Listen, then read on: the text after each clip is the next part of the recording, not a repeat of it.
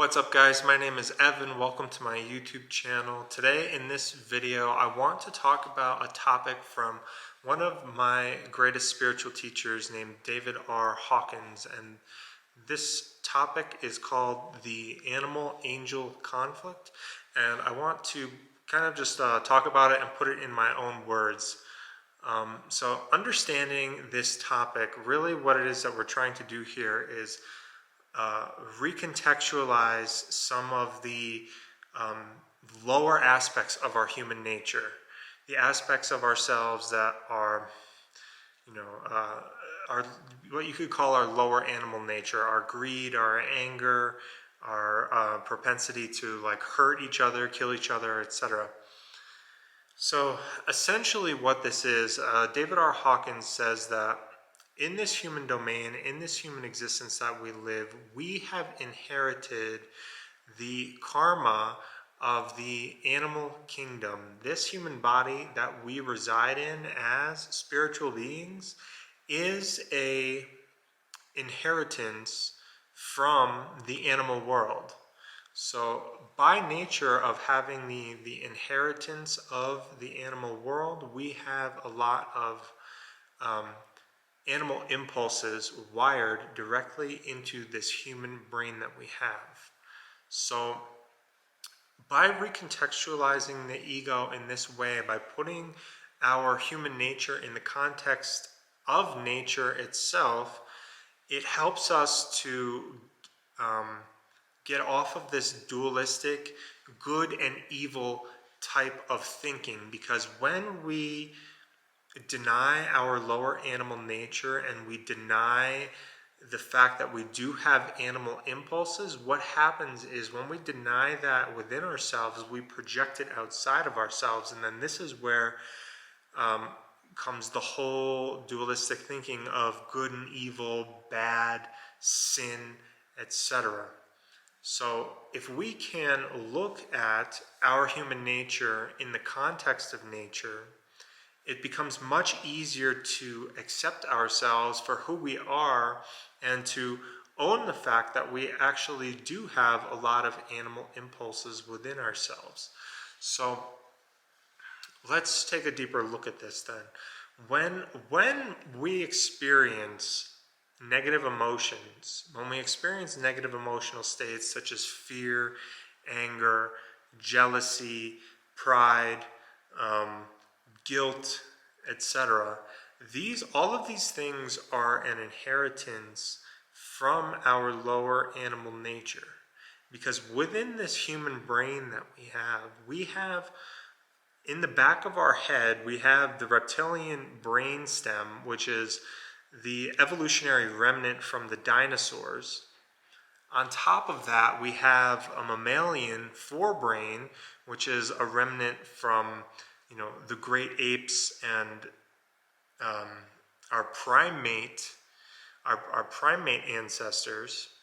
And then on top of that, we also have a prefrontal cortex, which is what really makes us human, the capacity to think, to reason, to abstract, etc.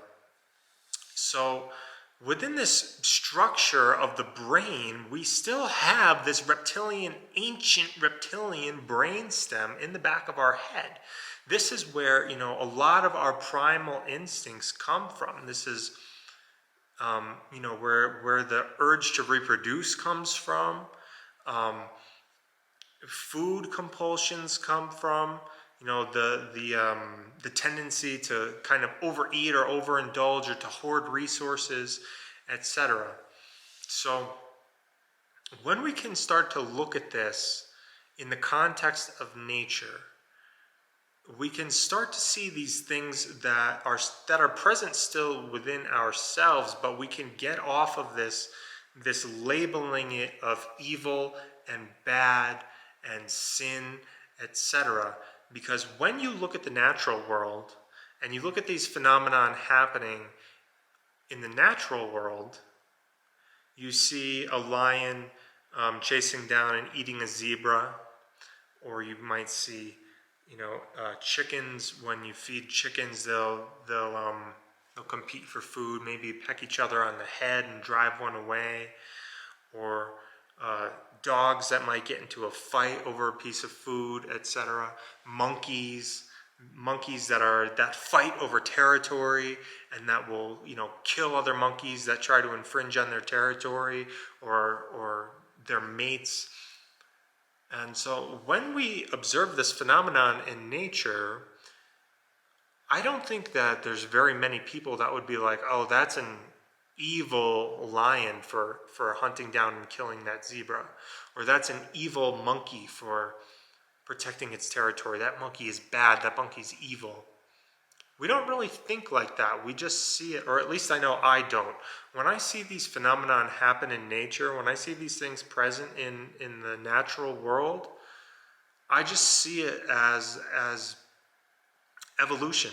It's just a natural process that animals have gone through since the beginning of time. Animals have a natural tendency to compete for resources. There's a natural tendency to want to hoard food, to compete for resources, compete for territory, kill other animals, etc. All of these tendencies that we see in nature are still present within us as humans as well. It's not difficult to see this in our human world as well. If you look at the Middle East, tribal wars going on in the Middle East for thousands of years, people killing each other over territory and resources. How many wars humankind has been involved in.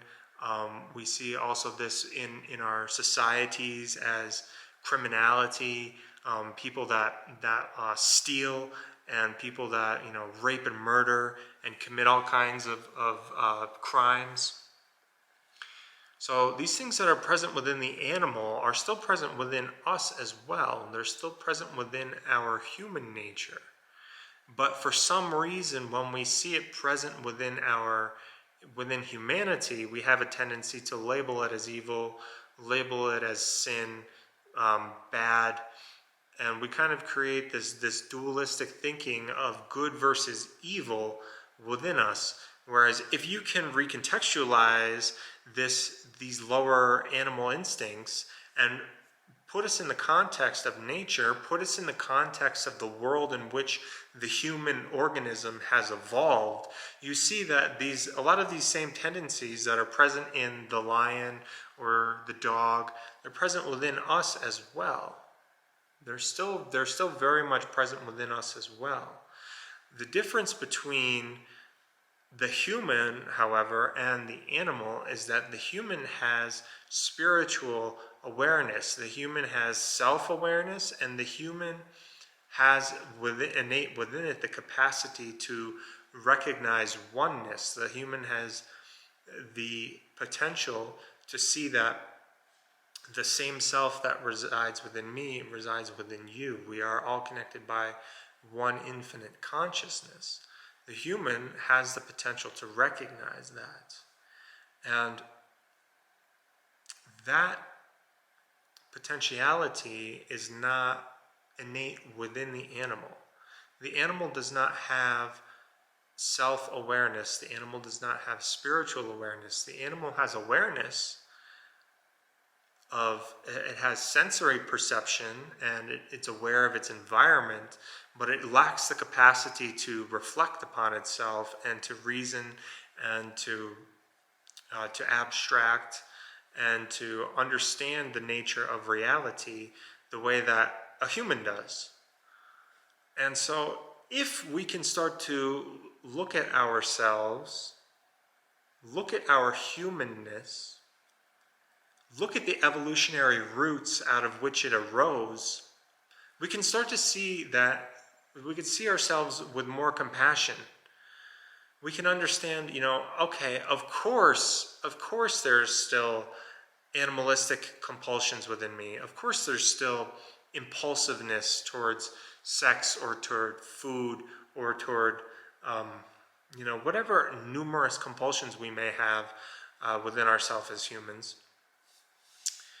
we just see that as a remnant of evolution. We see that as a remnant of the evolution of consciousness through the animal domain, and we could stop denying it within ourselves. We could see, oh, of course my animal brain wants to, somebody cuts you off in traffic, of course you want to flip them off or scream at them, or of course if somebody steals money from you or something, you want revenge on them. Of course that happens. Of course there's that impulsiveness within us to act on these animalistic tendencies, these animalistic compulsions. So, if you can realize this within yourself and own it, own that you are an animal in a lot of ways, you stop projecting it into the world, and you stop seeing the world as bad and evil and wrong. You see that, okay, we are all of us humans, every being on this planet is on an evolutionary journey toward higher states of consciousness, toward higher understanding. And you can get off this dualistic thinking about it, this good versus evil thinking. Get off judgmentalism about it. Stop judging people for it. Because it's within yourself as well. It's also present within you. And if you can see that within yourself, recognize it and own it, and think, of course my ego wants to do that, then you can have a lot more compassion for yourself, more compassion for your animal nature, and you can relate to other people in healthier ways. So, hope this video helps somebody. If you like this content, please give it a thumbs up. Maybe subscribe to my YouTube channel, hit that bell notification for when I drop new content, because I'm going to be coming out with more content like this. So if you like content about philosophy, about psychedelics, about spirituality, and understanding the nature of reality, then stay tuned, because I'm going to be putting out more content like this. So hope this video helps somebody. Have a great day, guys. Peace.